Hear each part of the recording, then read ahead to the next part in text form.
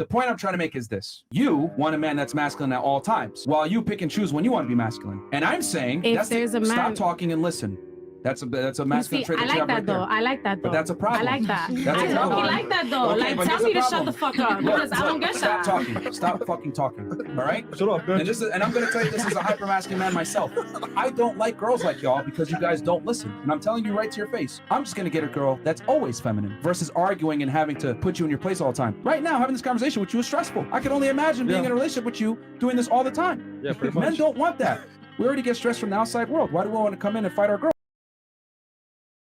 This is what modern relationships have turned into, a one-sided emotional hostage situation. Dude's been married 20 years and still has to beg for a damn hug like he's asking for a loan. What the hell kind of marriage is that? You're not a husband at that point. You're a walking ATM with a side of silent suffering. If you want a man to take care of you for the rest of your life, what do you bring to the table except your and a bunch of baggage? Let's start with the baggage first. I have 3 kids. I was in a marriage for 20 years, and basically that's it. That's it? Now. Do you realize how monumental what you just said was, that you have 3 children and most of your life was taken by another man for 20 years? You can't give another man children? What are you bringing to the table, really?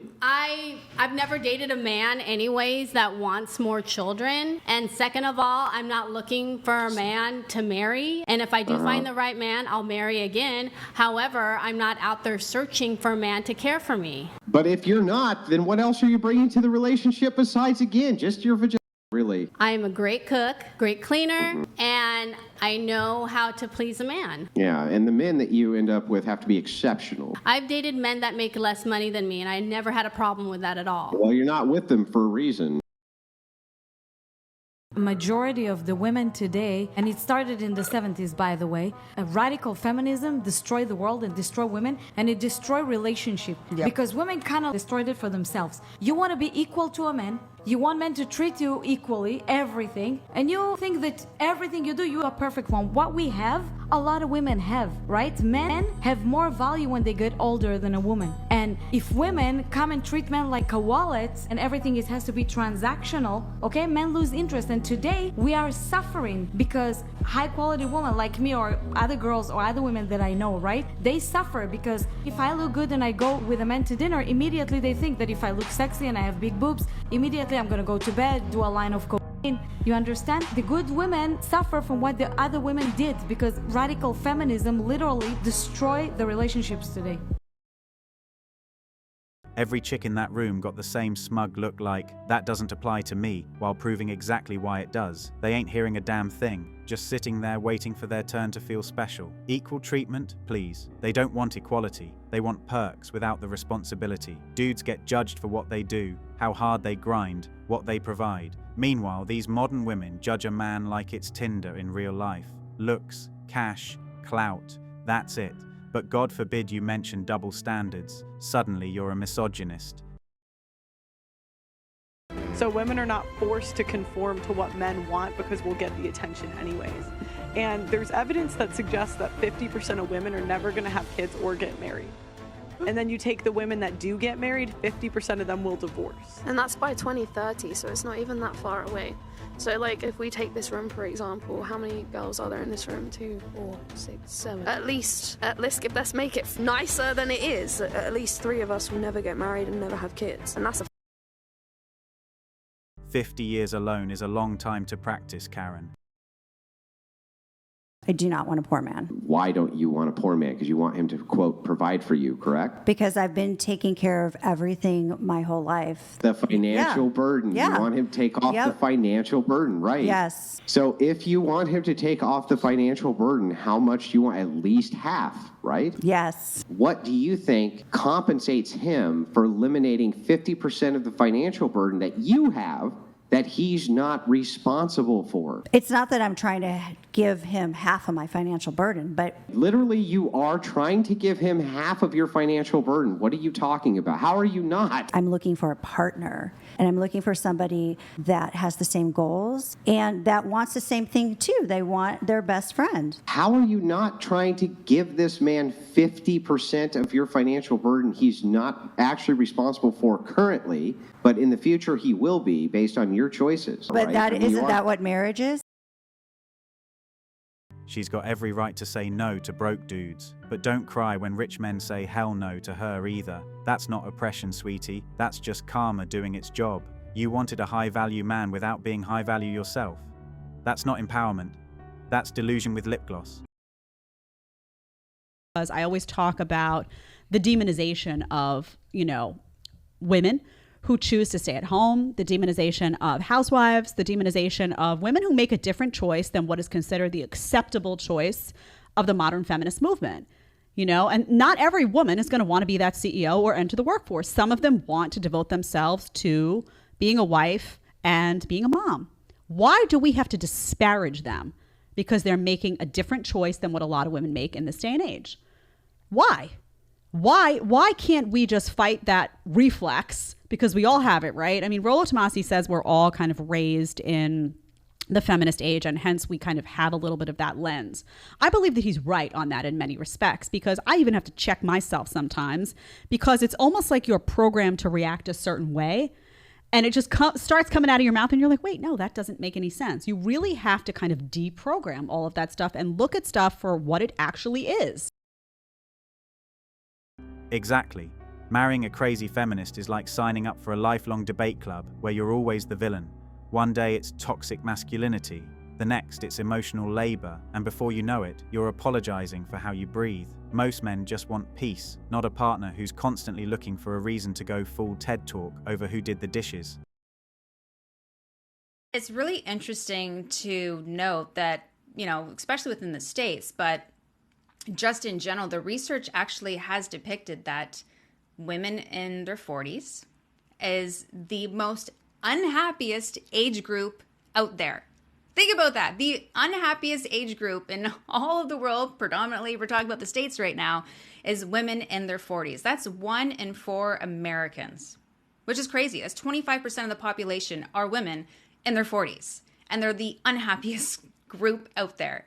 And it's just absolutely scary and it's appalling. And you have to ask yourself, why is that? And at the end of the day, the number one reason why, well, there could be many reasons why, actually. But one of them, as I mentioned beforehand, is it's really all about e-commerce. It's about the pharmaceutical industries. It's about really just making money. It's a multi-million-dollar business for the most part. A lot of those women can't seem to understand that happiness is an inside job. No one is coming to fix, save, or rescue them. Okay, this is for all my single girlies in their late 20s, early 30s. Where are we finding men now? Because the Hinge pool has a lot of pee in it. So I'm certainly not finding anyone there. I'm not on Bumble or Tinder, and I don't plan to be. I go to the bars sometimes, but the quality of men there, typically not the best from what I've experienced, but I'm not opposed to it. I go to the grocery store with my hair on top of my head. No makeup, baggy clothes. So I don't think anybody's dying to give me their number when they see me there, okay? So, if you've got any ideas, toss them my way, because I'm 30 and beginning to think that this whole dying alone thing isn't going to be like a running joke. It's going to be reality. So yeah, let me know. I'm actually glad she said that, because this is the fear that most of them are carrying inside. The fear of dying alone. They're so brave chanting they don't need men, but it's only a matter of time before they come on TikTok to ask where the men are at. That's when you know reality has hit them. Dating is only hard for them because they're looking for perfection in a man. We do not live in a perfect world, so why do you expect to find perfection anywhere? It just doesn't make sense. I just had an epiphany and I feel so stupid right now. I was sitting here thinking to myself, I'm like, where have all the good men gone? I can't find them. Every dude I talk to either ain't got a job, ain't got a car, ain't got nothing going on. And I'm sitting here, I'm like, where are all the good men? Work! They have jobs! You know where they're not? At Goodwill at 3 p.m. on a Tuesday like me after writing my silly little songs all day. So if that means I gotta post up at the MAPCO at 5 a.m. looking hot to bag me a hardworking man, MAPCO, get ready. You about to get a show. I just don't see why women go out to the woods and find themselves a bear. I love it when they tell us where they're going to meet men. Advanced warning on places to avoid. Hello, TikTok friends. Have a question for you. I was in a very bad relationship, and I see all these wonderful men saying and asking for all the right things. But where are you? Because you sure as hell not in my town. I never understand when people are like, you need to find a man.